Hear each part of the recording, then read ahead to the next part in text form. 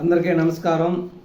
ఈరోజు న్యూస్ క్యాన్కి స్వాగతం. న్యూస్ క్యాన్లో ప్రధాన దినపత్రికలో వచ్చినటువంటి వార్తలను కానీ విశ్లేషించినట్లయితే, ముందుగా ఈనాడు దినపత్రికను తీసుకున్నట్లయితే, సరస్వతి పవర్లో వాటాలన్నీ నావే, వాళ్ళకేమీ లేవు, జగన్ భారతి అనవసరంగా షర్మిలాని లాగుతున్నారు, ఆస్తి వివాదాలతో నన్ను కోర్టులో నిలబెట్టారు, పిటిషన్ విచారణార్హతం కాదు, ఎన్సీఎల్టీలో విజయమ్మ కౌంటర్, జగన్ భారతీయులకు సరస్వతిలో ఉన్న వాటాలన్నీ నా పేరిటే బదిలీ అయ్యాయి, ప్రస్తుతం వారికి వాటాలు ఏమీ లేవు, అందువల్ల ట్రిబ్యునల్లో పిటిషన్ వేసే అర్హత వారికి లేదు అని విజయమ్మ అఫిడవిట్ పిటిషన్ దాఖలు చేయడం జరిగింది. షర్మిలాని అనవసరంగా ఈ వివాదాలేక లాగుతున్నారు, షర్మిలాకి దాంట్లో ఎటువంటి వాటాలు లేవు, జగన్ భారతీయకి కూడా లేవు, దాంట్లో ఉన్నటువంటి వాటాలన్నీ కూడా నావే, కాబట్టి వాళ్ళకేమీ సంబంధం లేదు ఈ పిటిషన్ వేయటానికి అని విజయమ్మ కౌంటర్ పిటిషన్ వేయటం జరిగింది. ఇది చాలా బాధాకరమైన విషయం. జగన్మోహన్ రెడ్డి ఒక ముఖ్యమంత్రిగా పనిచేసినటువంటి వ్యక్తి, దాదాపు ఆంధ్రప్రదేశ్ రాజకీయ నాయకులందరిలో కల్లా ధనవంతుడైనటువంటి వ్యక్తి, ఒక తల్లి మీద ఇటువంటి పిటిషన్ వేసి ఆమెను కోర్టులో నిలబెట్టడం అనేది చాలా దారుణమైన విషయము. ఇంకా అంతకంటే మనం ఎక్కువ చెప్పుకోలేము దీని గురించి. ఎందుకంటే అంత డబ్బు పిచ్చి ఉండి తల్లి చెల్లిని అనే భేదాలు లేకుండా కోర్టుకి ఈడుస్తూ నా ఆస్తి నాకే, తర్వాత తదనంతరమైన ఆస్తులు నీకే వస్తాయి కదా, దాని గురించి ఇప్పుడే కోర్టు కేసి 10 మందిలో ప్రజలలో అది ప్రజల నోట్లో నానేటట్లు చేసుకోవడం అనేది చాలా దౌర్భాగ్యకరమైన విషయం అని చెప్పుకోవచ్చు. అవును రాజా, చెప్పుడు మాటలు విన్నా, తప్పు చేశా, అప్పుడేదో అలా మాట్లాడేశా, పశ్చాత్తాపడుతున్నా, ఎస్పీ ఎదుట అంగీకరించిన పోసాని, విచారణకు సహకరించకుండా తొలుత మొండితనం, 9 గంటల పాటు ప్రశ్నించిన దర్యాప్తు అధికారులు, ఓబులవారిపల్లి పోలీస్ స్టేషన్ వద్ద మీడియా ప్రతినిధులకు చేతులెత్తి నమస్కరిస్తున్న పోసాని కృష్ణమురళి. అవును రాజా, చెప్పుడు మాటలు విన్నా, ఆ మాటలు వినే నేను తప్పు చేశా, అప్పుడేదో అలా మాట్లాడేశా, అలా మాట్లాడకుండా ఉండాల్సింది, అలా మాట్లాడింది తప్పే అని పోసాని కృష్ణమురళి ఎట్టకేలకు తప్పును అంగీకరించడం జరిగింది. మొదట నాకేమీ తెలీదు అనే సమాధానం ఇచ్చేటికి దాదాపు 9 గంటల సుదీర్ఘ సమయంలో ప్రశ్నించిన తర్వాత ఎస్పీ ఎదుట తమ తప్పులను ఒప్పుకున్నట్టు తెలిసింది. ప్రశ్నించేటప్పుడు అధికారులు అతను మాట్లాడినటువంటి వీడియోలు చూపించి ఇదేంటని ప్రశ్నించడంతో లవ్ యూ రాజా అనే కొన్ని చెలోక్తులు కూడా మధ్యలో విసిరినట్టు తెలుస్తున్నది. ఎట్టకేలకు నాది తప్పైపోయింది, నేను అలా మాట్లాడకుండా ఉండాల్సిందని ఒప్పుకోవటం జరిగింది. నాకు తెలీదు, సంబంధం లేదు, ఒక్క ప్రశ్నకు సరైన జవాబు ఇవ్వను వంశీ. చివరి రోజు కస్టడీలోనూ అదే తీరు.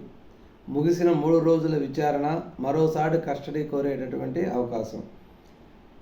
వల్లభనేని వంశీకృష్ణకి ఇచ్చినటువంటి 3 రోజుల కస్టడీ అనేది నిన్నటి సాయంత్రంతో ముగిసింది. ఈ 3 రోజుల విచారణలో కూడా నాకు తెలీదు, సంబంధం లేదనే ప్రశ్న సమాధానాలు ఎక్కువ చెప్పినట్టు తెలుస్తున్నది.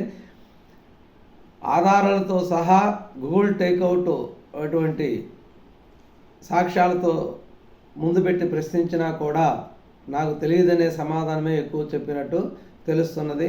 అందుకని తిరిగి మరలా కస్టడీ కోరేటటువంటి అవకాశం ఉంది. కస్టడీ పిటిషన్ మళ్ళీ ఈరోజు వేసేటటువంటి అవకాశం కూడా ఉందని తెలుస్తున్నది. మార్చి 5న విచారణకు రండి, గోరంట్ల మాధవకు నోటీసులు, అత్యాచార బాధితుల పేర్లు బహిర్గతం చేసిన కేసులు. ఇతను ఒక పనికిమాలిన మాజీ పోలీస్ ఆఫీసరు. వీళ్ళకి ఉద్యోగం ఎట్లా వచ్చిందో తెలియదు, కానీ ఇంత ఇదిగా ఉండేవాళ్ళు ఆఫీసర్లు ఎప్పుడు చూడాల. మరి చేసినన్ని రోజులు ఉద్యోగం ఎలాగబెట్టాడో ఏమి చేశాడో తెలియదు, కానీ అంత మరీ బాధ్యతారహితంగా ప్రవర్తిస్తూ, ఒక చదువురాని మూర్ఖుడు ఎలా ప్రవర్తిస్తాడో అలా ప్రవర్తిస్తూ ఉంటాడు ఇతను. ఆల్రెడీ ఒకసారి ఇతని గురించి సెన్సేషన్ అయింది. ఎంపీ స్థాయిలో ఉండి కూడా బట్టలు తీసి వేరే వాళ్ళకి వీడియో కాల్ చేసినట్టు కూడా కొంత వార్తల్లోకి ఎక్కింది. ఈ విధంగా ఇతనికి కూడా అత్యాచార బాధితుల పేర్లు బహిర్గతం చేసినటువంటి కేసులో ఇతను కూడా నోటీసులు ఇచ్చి విచారణకు హాజరు కమ్మని పిలవటం, విజయవాడ పోలీసులు పిలవటం జరిగింది.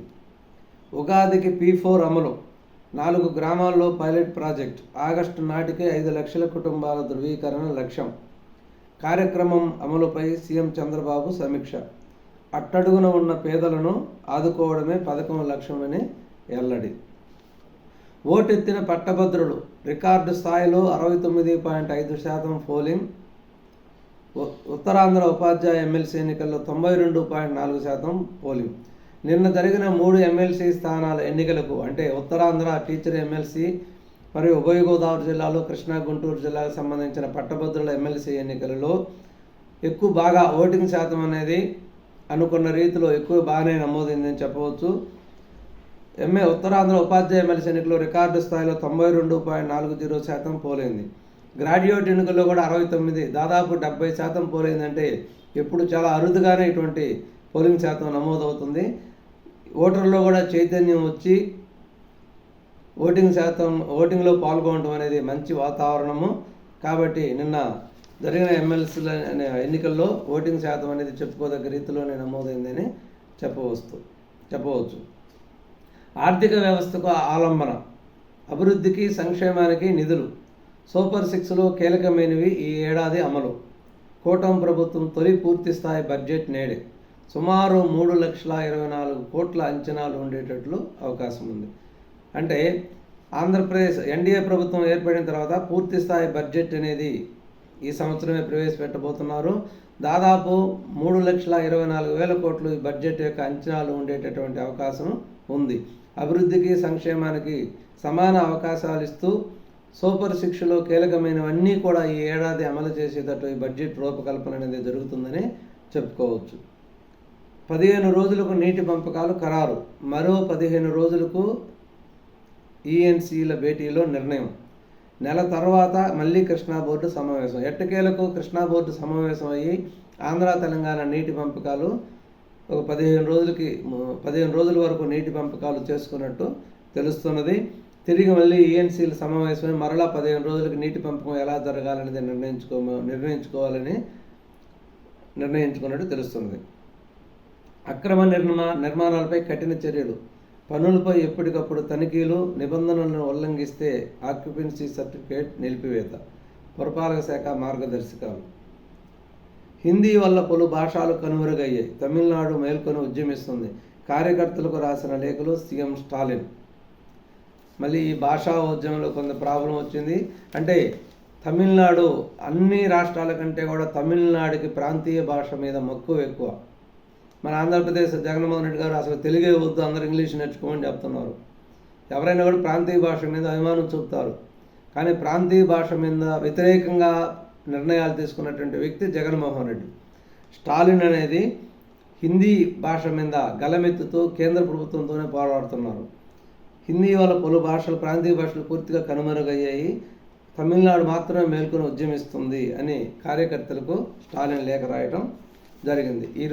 ఈరోజు ప్రధాన దినపత్రికలో వచ్చినటువంటి ముఖ్యమైన వార్తలు. మరొక ముఖ్యమైన విషయంతో మళ్ళీ కలుద్దాం. నమస్కారం, ధన్యవాదాలు.